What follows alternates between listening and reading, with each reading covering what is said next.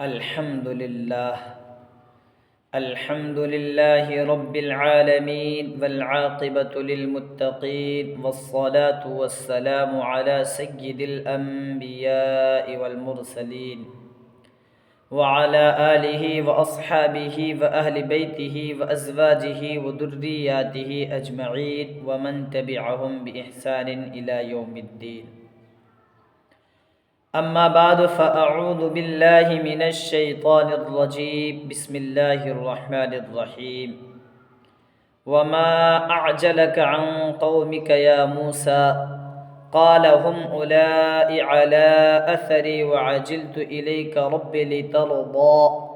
قال فإنا قد فتنا قومك من بعدك وأضلهم السامري فرجع موسى إلى قومه غضبان أسفا قال يا قوم ألم يعدكم ربكم وعدا حسنا أفطال عليكم العهد أم أردتم أن يحل عليكم غضب من ربكم فأخلفتم موعدي قالوا ما أخلفنا موعدك بملكنا ولكننا حملنا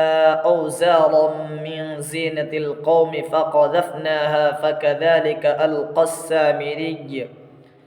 فأخرج لهم عجلا جسدا له خوار فقالوا هذا إلهكم وإله موسى فنسي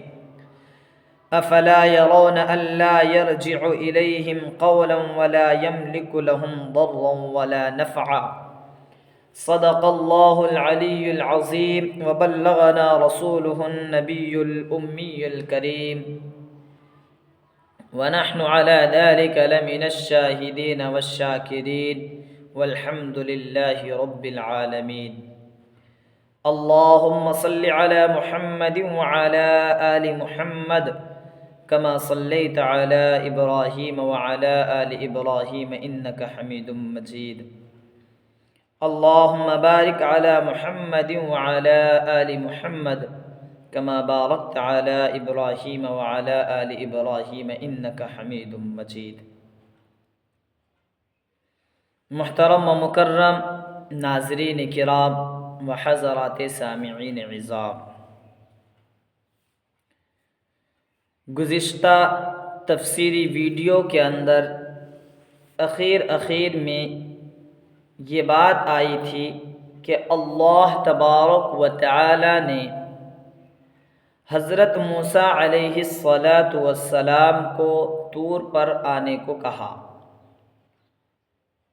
اور کوہ طور پر آنے کے بعد اللہ تبارک و تعالی نے تورات کو عطا کرنے کا وعدہ کیا۔ ایک بات یہ کہی گئی تھی جس پر بھی اللہ کا غضب نازل ہوتا ہے وہ تباہ و برباد ہو جاتا ہے، اس کی لٹیا ڈوب جاتی ہے۔ چوتھی بات یہ کہی گئی تھی کہ پھر بعد میں یعنی جس پر غضب ڈھایا گیا یا پھر اسی طرح سے جو گمراہ ہوا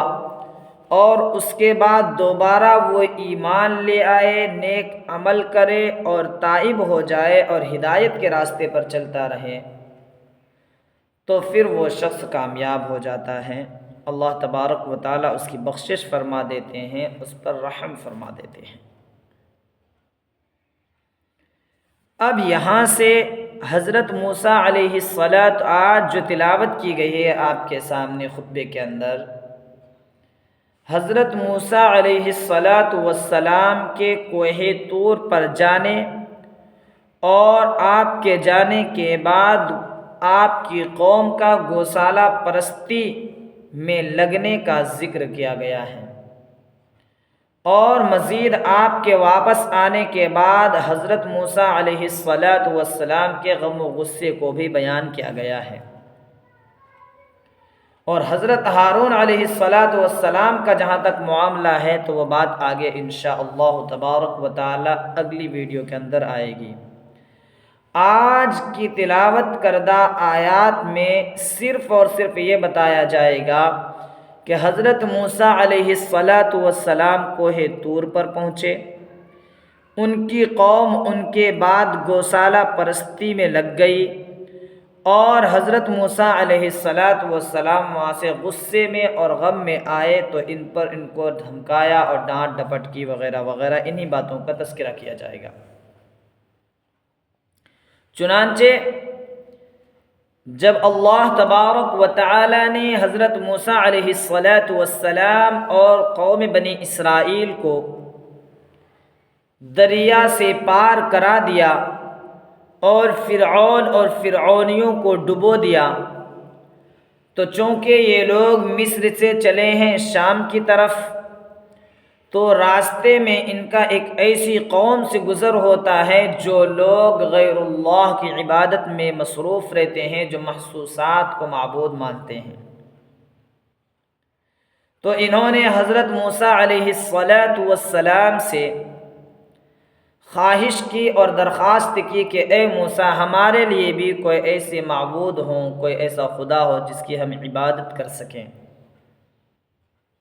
چنانچہ حضرت موسیٰ علیہ السلام نے ان کو ڈانٹا، اور اس سے حضرت موسیٰ علیہ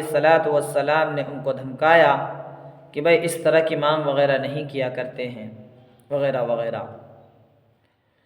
اور اسی اثنا میں حضرت موسیٰ علیہ السلام سے وعدہ کیا تھا، جیسا کہ آپ نے پہلے بھی سن چکا، وَوَعَدْنَاكُمْ جَانِبَ الطُّورِ الْأَيْمَنَ وَنَزَّلْنَا عَلَيْكُمُ الْمَنَّ وَالسَّلْوَىٰ، کہ جانب کوہ طور پر ہم نے وعدہ کر رکھا تھا۔ تو حضرت موسیٰ علامہ بغوی رحمۃ اللہ علیہ کے حوالے سے حضرت علامہ قاضی ثناء اللہ پانی پتی نور اللہ مرقدہ لکھتے ہیں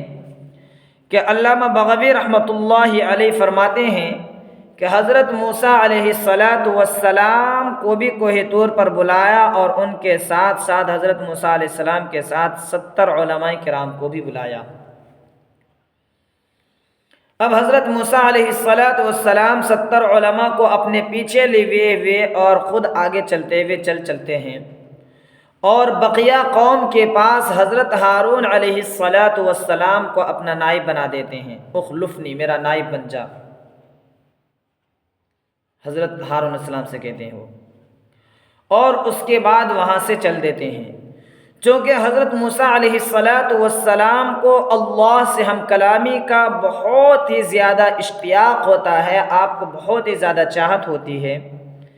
اس لیے حضرت موسیٰ علیہ السلام جلدی جلدی آگے نکل جاتے ہیں اور یہ لوگ پیچھے ہی رہ جاتے ہیں۔ اور جب حضرت موسیٰ علیہ السلام وہاں پہنچتے ہیں، آپ سے باتیں کرنے لگتے ہیں، تو اب اللہ تبارک و تعالی حضرت موسیٰ علیہ السلام سے کہتے ہیں وَمَا أَعْجَلَكَ عَنْ قَوْمِكَ يَا موسیٰ، اے موسیٰ تم کو کس چیز نے اپنی قوم سے جلدی کرنے پر مجبور کر دیا؟ اے موسیٰ تم کو آپ نے جلدی کیوں کی اپنی قوم سے آنے میں یہاں؟ یعنی آپ کو تو کہا تھا کہ اپنے امت کے ساتھ آنا، اپنے 70 علماء کو ساتھ میں لانا، لیکن آپ تو پہلے پہنچ گئے، جلدی پہنچ گئے ہیں، اس کی وجہ کیا بنی؟ تو حضرت موسیٰ علیہ السلام سے یہ جو سوال کیا جا رہا ہے یہ انکاری نہیں ہے، بلکہ یہ اشتیاقی طور پر، اور جس طرح سے حضرت موسیٰ علیہ السلام سے سوال کیا گیا، حضرت موسیٰ علیہ السلام نے بھی اسی طرح سے جواب دیا۔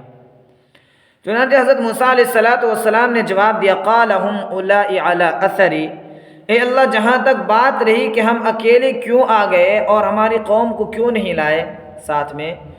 تو وہ لوگ ہمارے پیچھے پیچھے آ ہی رہے ہیں، ہم نے سوچا وہ لوگ بھی پیچھے پیچھے آ ہی جائیں گے، اس لیے ہم جلدی آ گئے۔ اور بات رہی یہ کہ میں کیوں جلدی آ گیا، تو وَعَجِلْتُ إِلَيْكَ رَبِّ لِتَرْضَىٰ، میں اس لیے جلدی آ گیا تاکہ آپ خوش ہو جائیں آپ کے پاس، اس لیے میں آپ کے پاس جلدی آیا تاکہ آپ خوش ہو جائیں۔ اب یہاں پر بہت سارے لوگوں کو مغالطہ ہوا، ایک جماعت کے بہت بڑے عالم ہیں اور وہ اپنے آپ کو امیر جماعت عالمی، یعنی عالمی جماعت کے عالمی امیر کہلاتے ہیں۔ انہوں نے کہا نعوذ باللہ من ذالک کہ حضرت موسیٰ علیہ السلام نے اپنا فرض چھوڑا، قوم کو چھوڑا، جس کی وجہ سے قوم گمراہ ہو گئی اور گوسالہ پرستی میں لگ گئی، یعنی بچڑے کی عبادت میں لگ گئی، جبکہ ایسا نہیں ہے، کیونکہ ہمارا عقیدہ اور نظریہ ہے کہ کوئی بھی نبی اپنے فرض کو نہیں چھوڑ سکتا، اس کو ادا کرنے میں کوتاہی نہیں کر سکتا۔ جہاں تک بات رہی حضرت موسیٰ علیہ السلام کے جانے کی، تو ان کو خود اللہ نے بلایا تھا، اس لیے حضرت موسیٰ علیہ السلام گئے۔ رہی بات قوم کی بات کہ قوم کو چھوڑ کر کیوں گئے، تو بھائی قوم کو چھوڑ کر نہیں گئے، بلکہ قوم کے لیے اپنا نائب اپنے بھائی حضرت ہارون علیہ السلام کو بنا کر گئے تھے کہ بھائی یہ دیکھیں گے قوم کو، تو یوں تو چھوڑ کر گئے نہیں۔ اب رہا سوال یہ کہ جب ساتھ میں بلایا تو آپ جلدی کیوں چلے گئے؟ اس کی وجہ یہ تھی، روایات کے اندر آتا ہے ان کی تعداد جو تھی 6 لاکھ بنی اسرائیل کی تعداد تھی، اور ایک ساتھ چلنا اور جلدی سے وہاں پہنچنا یہ محال تھا اور ناممکن تھا۔ اس وجہ سے حضرت موسیٰ علیہ السلام وہاں کوہ طور پر پہلے پہنچ جاتے ہیں۔ اور ادھر یہ ہوتا ہے کہ ایک روایت کے مطابق جو جمہور علماء مفسرین نے جو تفسیر کی ہے وہ اس طرح سے کہ جب بنی اسرائیل جو ہے فرعون کے یہاں سے یعنی مصر سے نکل کر شام کی طرف نکلنا چاہ رہے تھے، تو انہوں نے بہانہ بنایا کہ ہمارے یہاں بھائی شادی ہے یا تہوار وغیرہ ہے، اور انہوں نے عاریت کے طور پر فرعونیوں سے زیور وغیرہ لے رکھے تھے۔ اور ایسا اس لیے کیا کہ اگر یہ بہانہ نہ کرتے تو ان لوگوں کو جانے نہیں دیتے، اور اس لیے کیا کیونکہ یہ جب یہ لے کر نکلے تو ان کو ایسا لگا کہ یہ صرف اور صرف اپنے تہوار یا شادی وغیرہ منانے کے لیے جا رہے ہیں، یہاں سے ہمیشہ ہمیشہ کے لیے بھاگ نہیں رہے ہیں، اور یہ بہانہ کر کے بالآخر وہ چلے آتے ہیں اور چلے جاتے ہیں۔ اور اس کے بعد تو جب یہاں سے جاتے ہیں تو چونکہ فرعونی ڈوب چکے ہیں، فرعون کے لوگ ختم ہو چکے ہیں، اور یہ زیورات ان کے پاس رہ جاتے ہیں، تو انہوں نے ان زیورات کو اپنے لیے استعمال کرنا جائز نہیں سمجھا۔ ایک روایت یہ آئی ہے۔ دوسری روایت یہ آئی ہے کہ جب فرعون اور فرعونی حضرات دریا میں ڈوب گئے تو اللہ تبارک و تعالی نے، اور اس روایت کو حضرت علامہ قاضی ثناء اللہ پانی پتی نور اللہ مرقدہ نے غالباً، یا حضرت مولانا ادریس صاحب کاندھلوی رحمۃ اللہ علیہ نے اپنی اپنی کتاب تفسیر مظہری میں، قاضی صاحب نے، اور حضرت مولانا ادریس صاحب رحمۃ اللہ علیہ نے اپنی کتاب تفسیر معارف قرآن اچھی سی یاد میں یہ بات کا لکھی ہے یہ، لیکن انہی دونوں کتابوں میں سے کسی کتاب میں یہ بات ہے کہ اللہ جب یہ لوگ ڈوب گئے تو اللہ تبارک و تعالی نے ان زیورات کو باہر پھینکا پانی سے، اور وہ پھر جا کر کے مال غنیمت کے طور پر بنی اسرائیل کو مل گیا۔ اور چونکہ شریعت محمدی سے پہلے یعنی خود مان لیجیے حضرت موسیٰ علیہ السلام کی شریعت میں مال غنیمت کا استعمال جائز نہیں تھا، کیونکہ اللہ کے رسول صلی اللہ علیہ وسلم کی خصوصیت ہے، یہ فضیلت ہے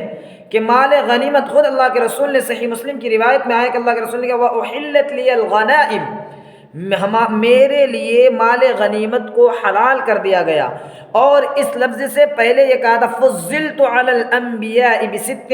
دوسرے انبیاء کے مقابلے میں مجھ پر 6 چیزیں ایسی ہیں جو جس پر میں فضیلت رکھتا ہوں دوسرے انبیاء سے، یعنی 6 چیزیں ایسی اللہ نے عطا کی جو دوسرے کسی بھی نبی کو اللہ تبارک و تعالیٰ نے عطا نہیں کی، اور انہی میں سے ایک چیز وَأُحِلَّتْ لِيَ الْغَنَائِمُ وَجُعِلَتْ لِيَ الْأَرْضُ مَسْجِدًا وَطَهُورًا، اور بھی جو وَنُصِرْتُ بِالرُّعْبِ أُوتِيتُ جَوَامِعَ الْكَلِمِ، اس طرح کی روایات آئی ہیں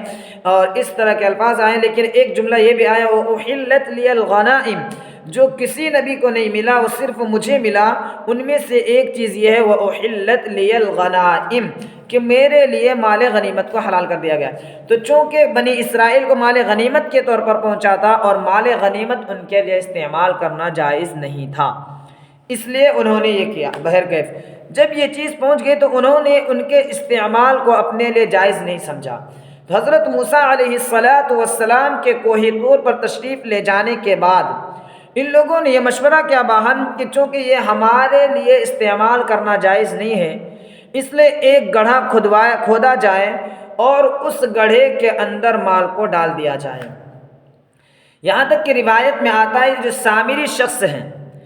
اس کے متعلق بھی 2 روایت ہیں۔ ایک تو یہ کہ جب یہ لوگ دریائے نیل سے پار ہو رہے تھے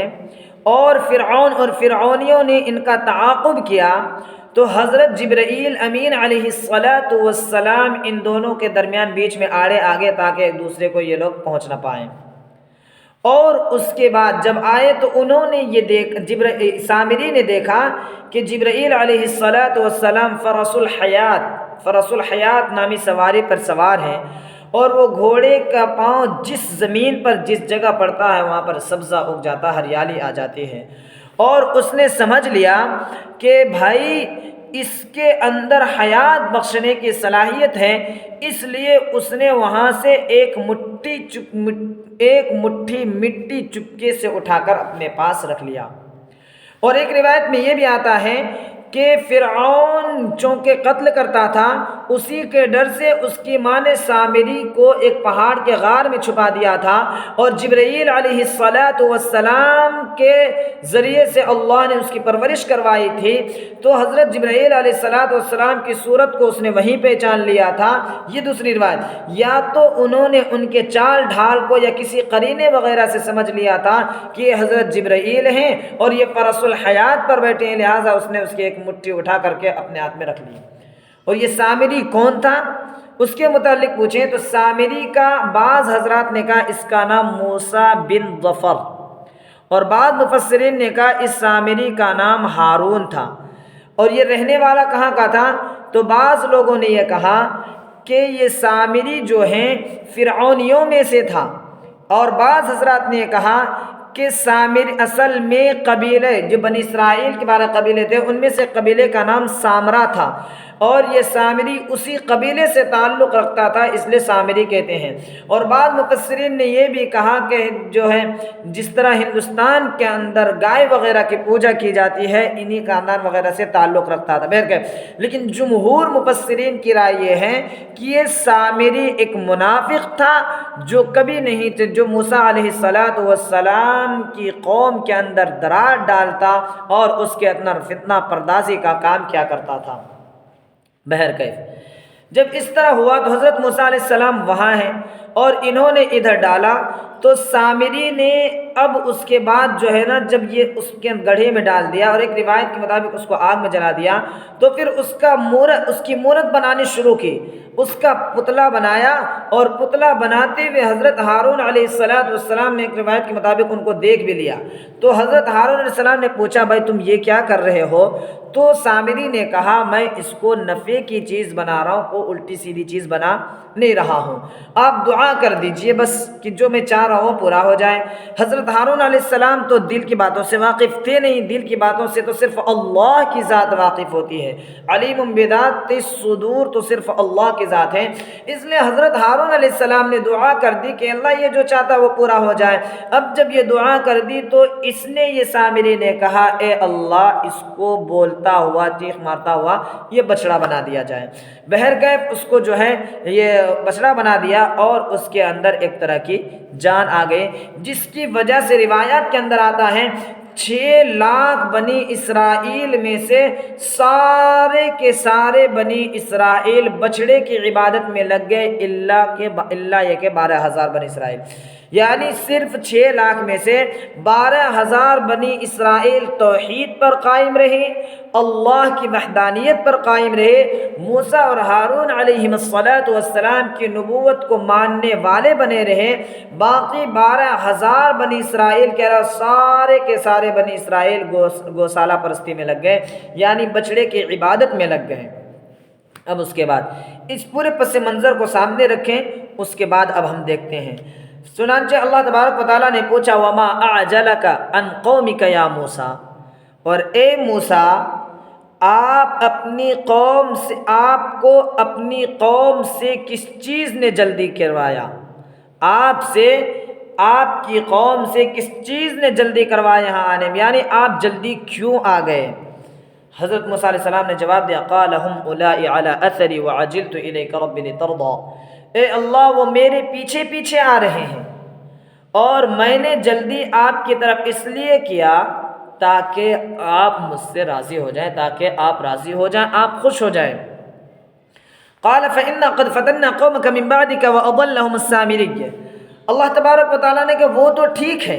تم اپنے مجھ سے ملنے کی چاہت اور آپ کو مجھ سے ملنے کی اشتیاق نے جلدی کروا دیا اور آپ یہاں آ گئے، لیکن میں نے آپ کی قوم کو آزمایا۔ فقد فتنا من بعدک، اور ہم نے آپ کے بعد ہم نے آپ کی قوم کو آزمایا، آپ کے یعنی قوم سے جدا ہونے کے بعد، کوہ طور کی طرف آنے کے بعد ہم نے آپ کی قوم کو آزمایا۔ یعنی اگرچہ یہ سامری نے یہ سب کچھ کیا دھرا تھا سامری کا، لیکن یہ صلاحیت اور یہ چیز جو اس کے اندر قابلیت آئی کہ اس کو کیسے کرنا اور یہ کیسے کرنا نہیں کرنا ہے، یہ اللہ کی قدرت اور اللہ کی طاقت سے وجہ اس لیے کہ اللہ نے کہ یہ ہم نے کروایا۔ اور چونکہ ظاہری سبب جو بنا ہے گوسالے کی عبادت کے، وہ ظاہری سبب اللہ نہیں بلکہ ظاہری سبب سامری بنا ہے، اس لیے اللہ نے کہا ہم نے آپ کے آنے کے بعد آپ کی قوم کو آزمایا اور سامری نے آپ کی قوم کو گمراہ کر دیا۔ یوں اللہ تبارک و تعالیٰ نے حضرت موسیٰ علیہ السلام کو ان کے قوم کے گمراہ ہونے کی خبر دے دی۔ اب اس کے بعد فرجع موسیٰ الی قومہ غضبان اسفا، چونکہ حضرت موسیٰ علیہ السلام سے 30 دن کا وعدہ کیا گیا تھا، جیسا کہ بعض صورتوں میں پیچھے آیا ہے، وہ ابھی ذہن میں نہیں آ رہا لیکن قرآن میں اس کا تذکرہ ہے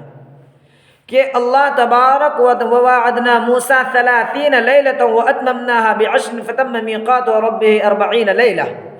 اور ہم نے موسیٰ علیہ السلام سے 30 دن کا وعدہ کیا۔ روایت میں آتا ہے کہ حضرت موسیٰ علیہ السلام سے 30 دن کا وعدہ کیا، روزہ رکھنے کو کہا گیا، تو جب روزہ رکھ لیا تو روزہ رکھنے کے بعد جو منہ سے بدبو آتی تو حضرت موسیٰ علیہ السلام نے کہا، سوچا دل میں کہ بھائی منہ سے بدبو آ رہے، اللہ سے ہم کلامی کرنی ہے تو کیوں نہ منہ کو صاف کر کے جایا جائے۔ تو حضرت موسیٰ علیہ السلام منہ کو صاف کر کے گئے تو اللہ تبارک و تعالیٰ نے کہ روزے دار کی منہ کی بو،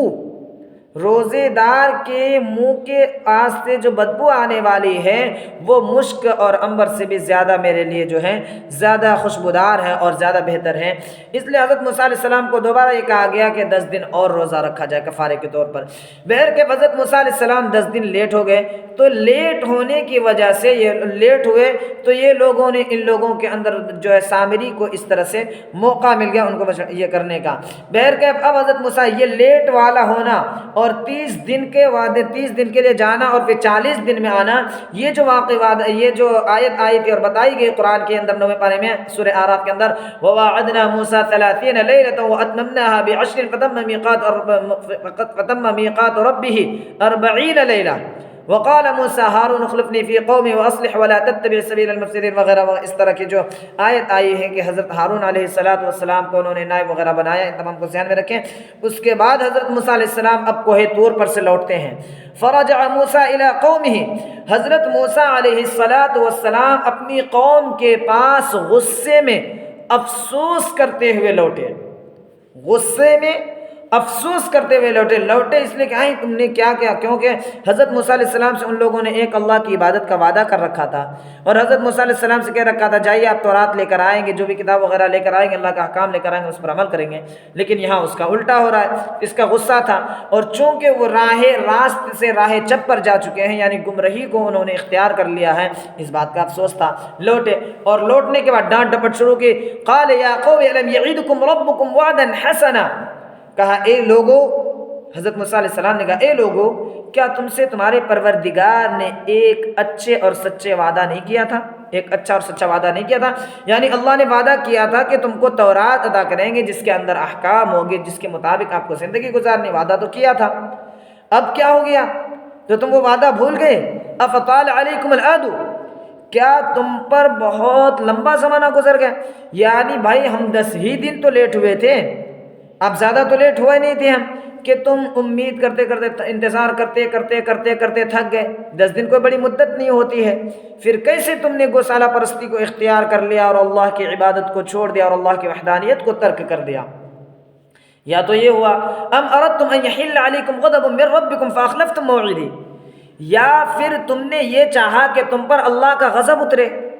یعنی تم جو گوشالہ پرستی میں لگے ہو، اس کی تو یہ وجہ ہو سکتی ہے، یا تو یہ ہو کہ میں اتنے دنوں کے لیے چلا گیا تھا، اتنا لیٹ ہو گیا کہ تم ہمارا انتظار کرتے کرتے تھک گئے، اس لیے تم گمراہ ہو گئے، اس لیے تم گوشالہ پرستی میں لگ گئے، اور 10 ہی دن تم لیٹ ہوئے ہیں، اور 10 دن کوئی لمبا عرصہ ہوتا نہیں جو تم کو تھک جانا چاہیے تھا، اور تم کو جو ہے اللہ کی وحدانیت کو چھوڑ کر کے غیر اللہ کی عبادت میں لگ جاتے، اور اللہ کی عبادت کو چھوڑ دیتے، غیر اللہ کی عبادت میں لگ جاتے، ایسا نہیں چاہیے تھا۔ اور دوسرا وجہ ہو سکتا ہے کہ تم یہ چاہتے ہو کہ تم پر اللہ کا غضب اور اللہ کا قہر آئے، نازل ہو، اور کوئی بھی ادنا سا بھی عقل رکھنے والا، معمولی سا عقل رکھنے والا بھی یہ نہیں چاہے گا کہ مجھ پر اللہ کا غضب نازل ہو، پھر تم نے کیوں فَأَخْلَفْتُمْ مَوْعِدِي، اسی وجہ سے تم نے میرے وعدے کی خلاف ورزی کی، یعنی انہوں نے جو وعدہ کیا تھا کہ ہم ایک اللہ پر ایمان لاتے ہیں، ایک اللہ کی بات مانیں گے، ایک اللہ کے احکام پر چلیں گے، ایک اللہ کی عبادت کریں گے، تو یہ تم نے کیا کیا؟ خلاف ورزی کی۔ تو اب لوگوں نے جواب دیا، قوم نے، قالوا ما اخلفنا موعدك بملكنا ولكننا حملنا اوزارا من زینة القوم فقذفناها فكذلك القى السامري، ہم نے جو بتایا وہ پورا واقعہ پس منظر کو یاد رکھیں، اس کو اور دھیان میں رکھیں، وہ جو گوشالہ پرستی والا جو آپ کا میں نے جو آپ کے سامنے وہ قول رکھا سامری کون تھا، اور اسی طرح سے اس کو بھی سامنے رکھیں کہ پھر اس زیور کے ساتھ میں کیا ہوا۔ تو چنانچہ قوم نے کہا حضرت موسیٰ علیہ السلام کے ڈانٹنے پر، قالوا ما اخلفنا موعدك بملكنا، اے موسیٰ، لوگوں نے کہا قوم نے کہا ہم نے آپ کی خلاف ورزی اپنے اختیار سے نہیں کیا، بملکنا اپنے اختیار سے نہیں کیا، ولکننا حملنا اوزارا من زینۃ القوم، بلکہ ہمارے اوپر قوم سے مراد یہاں پر قوم فرعون کے زیوروں کے بوجھ لاد دیا گیا تھا۔ فقذفناها فكذلك القى السامري، پھر ہم نے اس بوجھ کو پھینک ڈالا،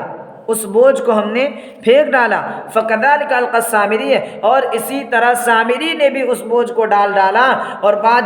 جب سامری نے ڈالا، فاخرج لهم عجلا جسدا له خوار، پھر اس نے ان کے لیے، لوگوں کے لیے ایک جسم والا بچڑا نکالا جس میں ایک آواز تھی،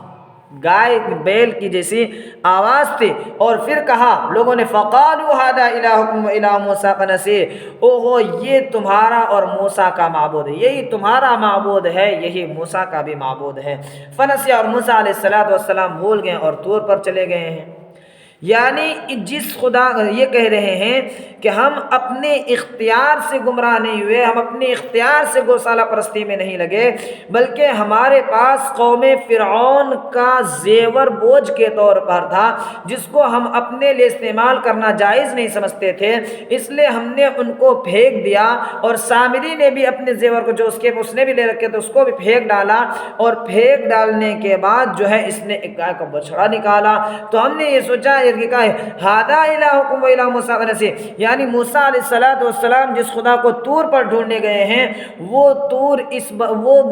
خدا اس بچڑے کے اندر حلول کر آیا ہے۔ حضرت مولانا مفتی سعید احمد پالنپوری نور اللہ مرقدہ اپنی کتاب کے اندر لکھتے ہیں، اور حضرت مولانا ادریس صاحب کاندھلوی رحمۃ اللہ علیہ غالباً لکھتے ہیں کہ اسی طرح ہندوستان کے ہنومان بھی یہ اپنا نظریہ رکھتے ہیں کہ جو بھی اوتار ہے، جیسے کرشن ہے، رام چندر جی ہیں، اور اسی طرح سے جو لوگ ہیں، ان کے اندر خدا حلول کر گیا ہے، حالانکہ ایسا کچھ بھی نہیں ہے۔ اور حضرت مولانا مفتی سعید احمد پالنپوری رحمۃ اللہ علیہ کہتے ہیں، آگے جا کر کے پہلے سنیں، اس کے بعد حضرت مولانا مفتی سعید احمد پالنپوری رحمۃ اللہ علیہ کی بات آپ کو بتاتا ہوں۔ افلا يرون الا يرجع الیہم قولا ولا يملك لهم ضرا ولا نفع، بھائی انہوں نے اللہ تبارک و تعالیٰ جواب دیتے ہیں، یہ بات تھی کہ انہوں نے زیورات کو اپنے لیے استعمال کرنا ناجائز سمجھ کر ان کو گڑھے میں ڈال دیا، اور عجیب یہ غضب ڈھایا کہ ایک بچڑے کی عبادت پر اس کو معبود اور خدا مان لیا۔ تو کیا یہ دیکھتے نہیں ہیں کہ یہ تو ان کی کسی بات کا جواب ہی نہیں دیتا ہے یہ بچڑا؟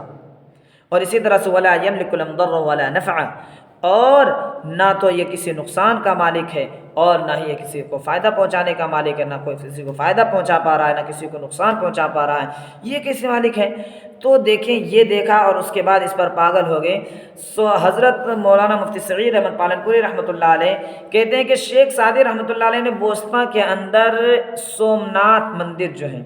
اس کی مورتی کا ایک ذکر کیا ہے کہ لوگ اس کو وہ مورتی جو ہے وہ جو بت تھا وہ ہاتھ اٹھاتا تھا اور لوگ اسی کے پیچھے ساری دنیا پاگل تیرے یہ مورتی تو ہاتھ اٹھاتا ہے اپنے سے. حالانکہ بات دراصل یہ تھی کہ اس کے تہ خانے کے اندر ایک آدمی رسی لے کر اس میں سے فٹ کر دیا گیا تھا اور وہاں بیٹھا ہوا تھا اور کوئی آتا وہ رسی کھینچتا اور وہ بت یوں ہاتھ اٹھا دیتا اور لوگوں کو لگتا کہ یہ ایسا ہو رہا ہے. تو بہرکیف اس طرح سے لوگ پاگل بنائے جاتے ہیں. تو اسی طرح سے یہ لوگوں نے بھی دیکھا. اب اس کے بعد رہی بات بچڑے کی، تو بچڑا کیا تھا، اس کے اندر واقعتاً جان آئی تھی یا نہیں آئی تھی. تو حضرت مولانا مفتی سعید رحمۃ اللہ علیہ مفتی سعید احمد پالن پوری رحمۃ اللہ علیہ مستدرک حاکم کے حوالے سے ایک حدیث بیان کرتے ہیں، جس حدیث کے اندر اس آیت کی تفسیر کی گئی ہے کہ حضرت موسیٰ علیہ السلام نے اس کو تراش تراش کر ریزہ ریزہ کر کے اس کو ختم کیا. اس سے پتہ چلتا اس کے اندر جان نہیں آئی تھی، محض ایک آواز آئی تھی. کیونکہ اگر اس کے اندر جان ہوتی تو حضرت موسیٰ علیہ السلام اس بچڑے کو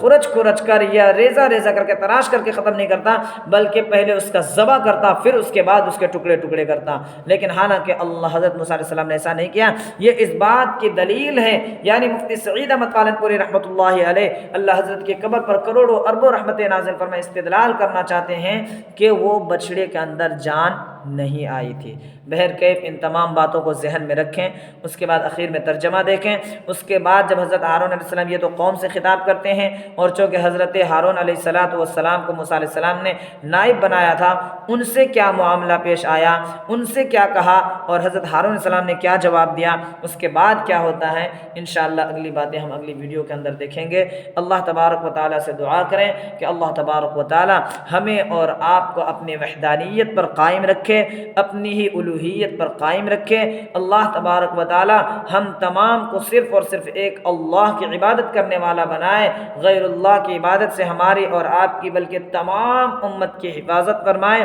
اللہ تبارک و تعالیٰ تمام امت مسلمہ کو زندہ رکھے تو اسلام پر رکھے، موت دے تو ایمان پر موت دے. اخیر میں ترجمہ دیکھیں پھر بات ختم کرتے ہیں انشاءاللہ تبارک و تعالیٰ.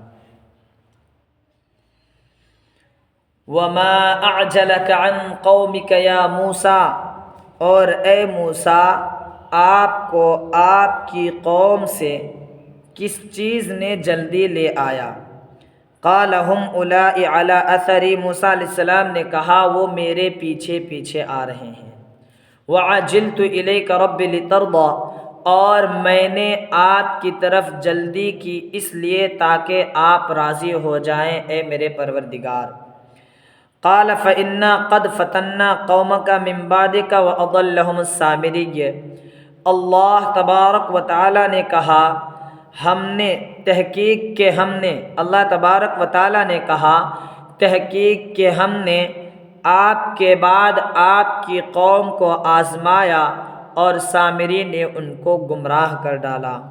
فرجع موسیٰ الی قومہ غضبان اسفا، پھر موسیٰ علیہ السلام اپنی قوم کی طرف غصے میں افسوس کرتے ہوئے لوٹے. پھر موسیٰ علیہ السلام اپنی قوم کی طرف اپنے قوم کے پاس غصے میں بھرے ہوئے افسوس کرتے ہوئے لوٹے. قال، اور بولے، یا قوم الم یعدکم ربکم وعدا حسنا، کیا تم سے تمہارے پروردگار نے ایک اچھے وعدے کا وعدہ نہیں کیا تھا؟ افطال علیکم العہد، تو کیا تم پر لمبی مدت گزر گئی؟ ام اردتم، یا تم نے چاہا، ان یحل علیکم غضب من ربکم، کہ تم پر اللہ کا غضب اترے، تمہارے پروردگار کا غصہ اترے. فاخلفتم موعدی، اسی وجہ سے تم نے میرے وعدے کی خلاف ورزی کی. قالوا ما اخلفنا موعدک بملکنا، لوگوں نے کہا ہم نے آپ کے وعدے کی خلاف ورزی اپنے اختیار سے نہیں کیا. وَلَكِنَّا حُمِّلْنَا أَوْزَارًا مِّن زِینَةِ الْقَوْمِ، بلکہ ہمارے اوپر قوم فرعون کے زیوروں کا بوجھ لاد دیا گیا تھا. فَقَذَفْنَاهَا، پس ہم نے ان کو پھینک ڈالا. فَكَذَلِكَ أَلْقَى السَّامِرِيُّ، اور اسی طرح سامری نے بھی ڈال دیا. فَأَخْرَجَ لَهُمْ عِجْلًا جَسَدًا لَهُ خُوَارٌ، پھر سامری نے نکالا لوگوں کے لیے ایک جسم والا بچڑا جس کے اندر بیل سی آواز تھی۔ فقالو بولے لوگوں نے کہا ھذا الہکم و الہ موسیٰ، یہی تمہارا معبود ہے اور یہی موسیٰ کا معبود ہے۔ فنسی، موسیٰ علیہ السلام تو بھول گئے اور طور پر چلے گئے۔ یعنی افلا یرون، اب اللہ جواب دیتے ہیں تو کیا انہوں نے دیکھا نہیں،